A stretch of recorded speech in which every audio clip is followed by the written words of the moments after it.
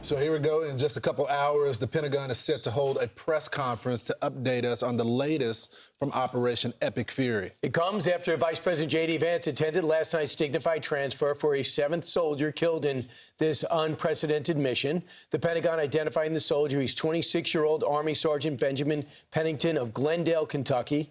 Pennington was a member of an elite space brigade and was killed during an Iranian attack on an air base he was stationed in Saudi Arabia. Pennington joins Captain Cody Cork, Sergeant First Class Nicole Amore, Sergeant First Class Noah Teachins, Sergeant Declan Cody, Major Jeffrey O'Brien, and Chief Warrant Officer 3 Robert Marzan as the American heroes who have made the ultimate sacrifice for all of us. Meanwhile, the operation is still in full force. President Trump says that the U.S. has now struck more than 5,000 targets across Iran, but revealed yesterday he thinks that the fighting will be over soon. On Iran, you called it an excursion. You said it would be over soon. Are you thinking this week it will be over? No, Are you talking but soon. about days? I think soon. Okay, and with respect Very to... soon. Look, everything they have is gone, including their leadership. Let's go now to Chief Foreign Correspondent Trey Yingst in Tel Aviv after speaking exclusively to President Trump hours ago. Trey, we hear the sirens. Yeah, hey, Brian, good morning. Overnight, I spoke with President Trump for about 20 minutes as he traveled back to Washington from Florida, getting some new insight on the commander-in-chief's thinking about Operation Epic Fury, the success so far, and what he thinks about Iran's new supreme leader. I asked him about Mojtaba Khamenei, and he said that he's not happy with this selection. He goes on to say, I don't believe he can live in peace. And as the president spoke about the new leadership selection in Iran, he also gave some new details on the timing of this operation and why it needed to take place when it did. He said, when we attacked them first, we knocked out 50% of their missiles. And if we didn't, it would have been a much harder fight. He goes on to say, no other president had the guts to do it. I don't want some president who hasn't got the courage in 5 or 10 years to go in. President Trump making clear that by taking this action, he believes that within 3 days, if he didn't order these strikes against the Iranian regime, that Iran would have attacked first, and if they were able to get a nuclear weapon, they would have used it. Now, I asked the president whether or not he's open to talks with the Iranian regime, and he told me that he's hearing they want to talk badly, and he goes on to say it's possible. Depends on what terms. Possible, only possible. You know, we sort of don't have to speak anymore, you know, if you really think about it, but it's possible. And so the president, as he did leading up to this operation, is leaving open the door to diplomacy, understanding that the Iranian regime is getting hit hard right now when it comes to their military leadership and also their infrastructure. The Americans and the Israelis have gone after the Iranian Navy, they've gone after the army and other positions across the country, and right now they are decimated. They're losing their ability to fire missiles and drones, and at this point, as the president told me, he said he is hearing they are ready to talk. Guys? So, Trey, now that the president talks about them being decimated, are you seeing less frequency of drones and rockets in Israel?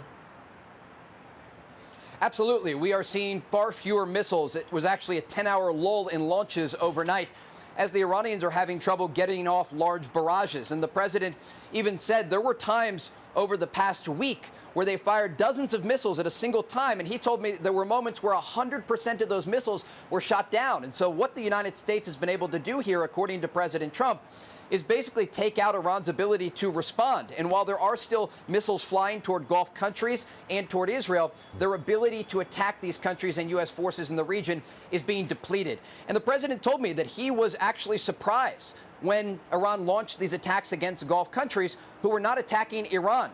But it just speaks to how unstable the regime is and how unpredictable they are. And that is why the president is concerned about this new leader selection, Mojtaba Khamenei, understanding that he is the son of his late father, the man who was killed in the opening strikes of Operation Epic Fury, and he's also considered a hardliner with close ties to the IRGC. Yeah, Trey, what do you make of some of these reports about Iran sending out a suspected operational trigger to activate these sleeper cells abroad after the Ayatollah was killed? There were some encrypted messages that were intercepted by the United States.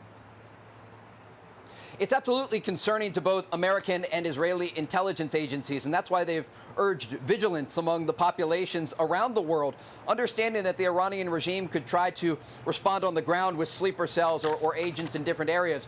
What I gather, though, from my conversation with the president as it relates to what comes next is that he's warning them that they shouldn't take any chances in terms of attacks against American citizens or allies around the world, because the U.S. still has so much firepower in the region, and they have planned for a variety of contingencies. So if the Iranians start to launch these types of attacks or continue their attacks against U.S. forces in the region, they will continue to be decimated by the U.S. Air Force and the Israeli planes that are currently over the skies of their country. So, Trey, what's hurting this country and the world markets is the Strait of Hormuz. So far, there's no tankers who are going really through there, maybe one or two. So the president's got to reopen it. It looks like France is sending 10 ships there. It looks like they could do some of the escorting. We have ships. We could do some of the escorting.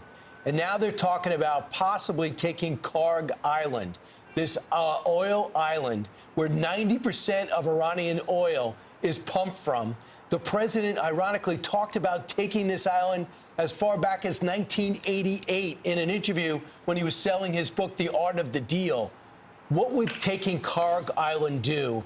And what there seems to be a lot of upside in doing it.